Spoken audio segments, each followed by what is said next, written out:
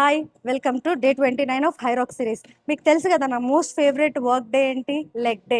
So వీక్లో twice అన్నా నేను లెగ్ వర్కౌట్స్ చేసుకుంటాను. అండ్ బై ద వే రేపు పొద్దున హెవీ వర్కౌట్ ఉంది, అదేంటో నేను రివీల్ చేయను. బట్ టుడే లెగ్ స్ట్రెంత్ పెంచుకోవడానికి లెట్స్ ఫోకస్ ఆన్ లెగ్స్. నేను వర్కౌట్ ఫస్ట్ ఏం చేశానంటే ఫస్ట్ వెయిటెడ్ స్క్వాట్స్ చేశాను. హెవీ వెయిట్ తీసుకొని 10 ప్లేట్స్ పెట్టుకొని I did 15 reps into 3 rounds.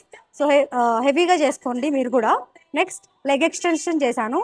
Same 5 plates పెట్టుకొని I did 3 sets into 15 reps.